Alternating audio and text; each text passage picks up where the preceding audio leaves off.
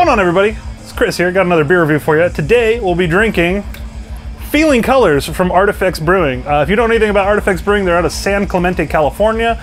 This beer, Feeling Colors, is, I believe, a hazy IPA. I've never had it, so this will be kind of like, usually I do my research and have a beer before I try it. This one I'm going in blind. 7.5% ABV, 51 IBUs, Pilsner malt, pale wheat, rolled oats, and lactose for your, in the mash, your grain. Even though lactose, yeah, okay. Lactose will go in at the boil, but I digress. Your hop choices that are in here are Medusa, Equinot, Amarillo, and Motueka. Yeah, so we're listening to Colors from Between the Buried. I mean, we're drinking it out of a Spiegel Modern Times glass because it has that geometric design that kind of mirrors this. So we're full in the Feeling Colors vibe here. So let's get into this beer. From that little stunt, I hope it doesn't blow up in my face when I open it. Please don't blow up. Oh, that was close, but we're good. We're good. All right, here we go, boys and girls. I don't discriminate. Beautiful color. Lot of head. You can smell the lactose. Holy God. So I'm going to go out on a limb just based on the nose that I'm going to assume that this is what they would call a milkshake style IPA. That's kind of a thing that people have been doing, is milkshake style IPAs. So now that the head has subsided on this beer, let's go ahead and let's critique it. Let's give it a fair and honest critique. So here we go. The color on it's gorgeous. Kind of similar standard for your milkshake IPAs. There's nothing super out of the norm for that. Yeah, let's go ahead and give it a... In case you can't tell, I'm not super excited about this one just because the smell alone is a little bit off-putting. But yeah, we're gonna take one for the team for this beer review, and we might be pleasantly surprised. It might be super good. So here we go, Feeling Colors. Let's get into it. So let's take the aroma.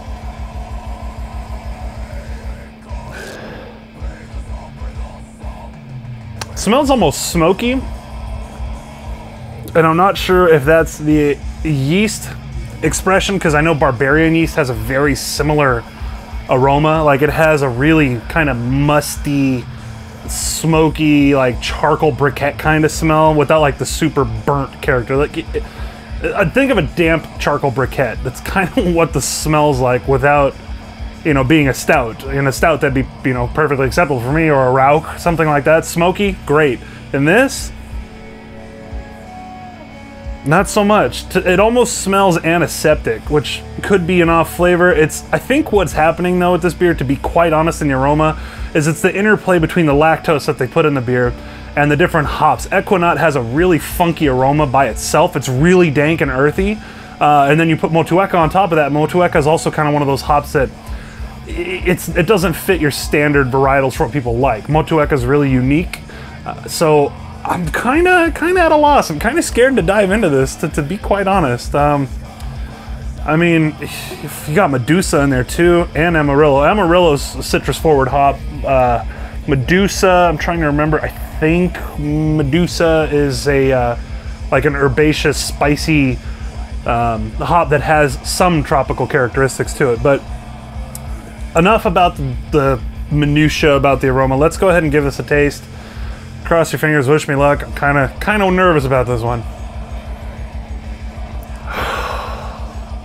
It smells almost like grape on the nose. Like, it's like a musty grape almost. Like, it smells like a bad wine, like, on the nose. And I'm hoping I'm not about to drink beer vinegar, because I've done that once before, and it was bad. So, bottoms up, cheers. Hopefully the end result of me drinking this is a smile on my face and not sheer disgust. So, here we go.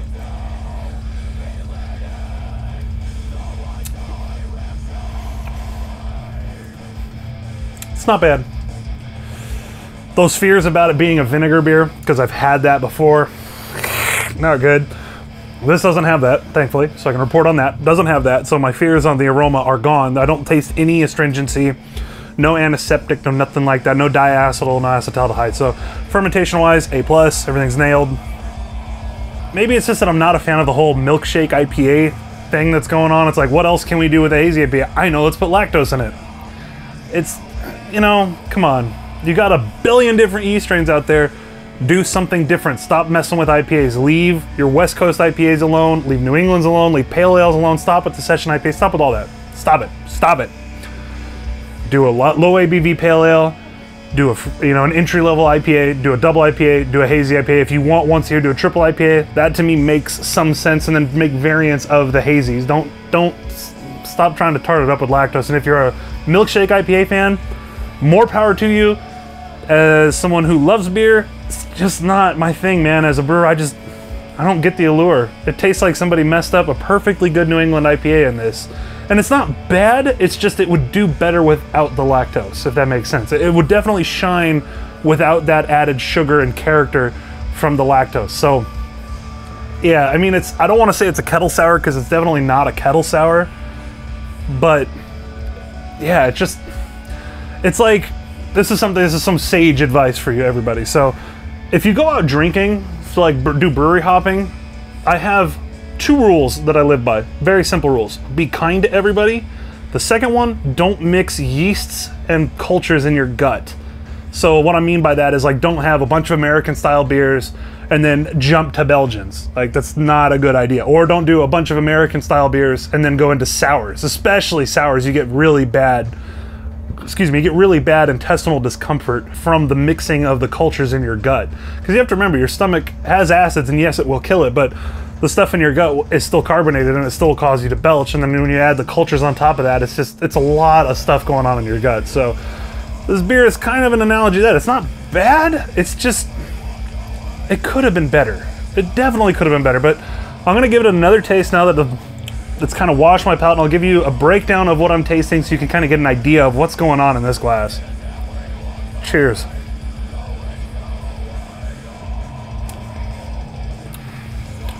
Okay, so here we go. We're gonna do the quick rundown on the taste.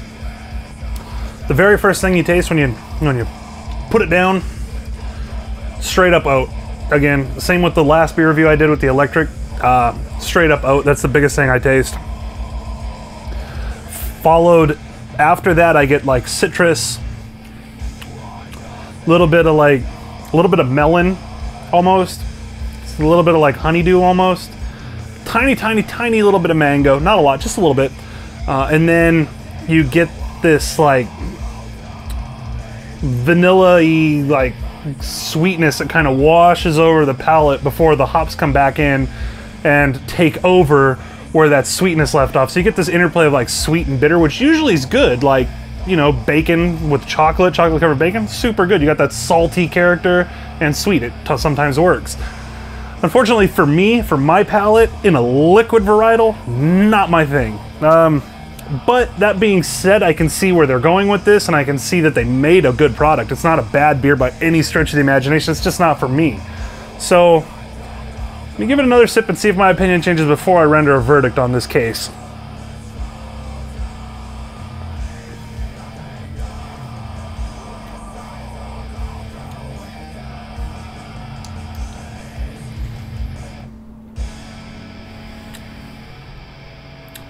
All right, I've got my verdict, and it might sound contrarian to everything I've been saying. It may sound contrarian to what I was saying.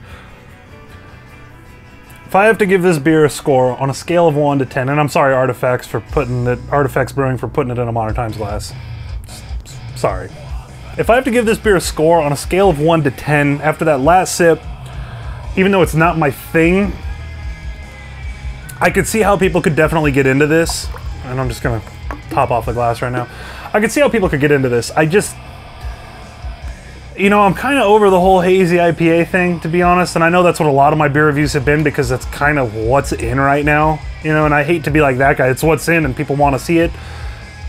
You know, I just think we've gone too far. You know, West Coast IPAs dominated the landscape where it just crushed your palate into oblivion with high IBUs. I love that because you have this nice malt backbone to supplement that nice bitter arrangement from the hops that are used in a lot of West Coast IPAs. So I like that personally. New England's kind of that's like the flip on that. Like you get a heavier bodied beer versus like a light to medium bodied beer, but you get less perceived bitterness, but you get all the character of the hops. So if you're not an IPA person, New England IPAs have a spot. They have a place for people who aren't IPA people, but want to experience what the whole IPA craze is about. And I get that. With this, doing like a milkshake, I don't really see where it fits in, to be honest. I don't understand where you're crossing that line between like doing a full kettle sour or doing, you know, something with milk sugar in it or doing an IPA. It kind of like, it blurs those lines, and I'm all about innovation, but unfortunately this is also now a style that is being beat to death. And unfortunately, I don't see it being a mainstay. I could see hazy staying because, again, like I said, they're easily approachable. West Coast IPAs aren't going anywhere because people love, like myself, they're hopheads. You love that kick in the teeth, that, oh my God. But then you get that sweet malt that washes over your palate and it just brings everything home. So it's like a mini symphony. This, it's like a three-piece jazz band and no one practiced their parts. It's not bad. And each person on their own is a great musician, but they didn't practice their parts and they're not good at just kind of freeform jazz. So, yeah, I mean, I see what they were going for, but unfortunately, I'm gonna have to give this beer a 6.5. It's not that bad. I just feel bad giving it that score because I know what they're going for and I get it. It's just not as good as a lot of the other beers that I've reviewed. So to give it anything higher than a 6.5 just feels dirty. So I'm gonna leave it at that. I'm gonna finish this beer. If my opinion changes, I'll, you know, leave a caveat in the description box, but yeah, I don't think that's gonna happen. So if you guys wanna check out Artifex Brewing, I'll leave a link down in the description below. If you guys like these videos, you like the content I'm doing, go ahead and give it a thumbs up. If you didn't, give it a thumbs down. Tell me what you didn't like, and I'll do my best to provide better content. As always, this is Chris. I appreciate everything you guys do for me. Thank you, and I'll see you again on the next one. Have a good night, and cheers.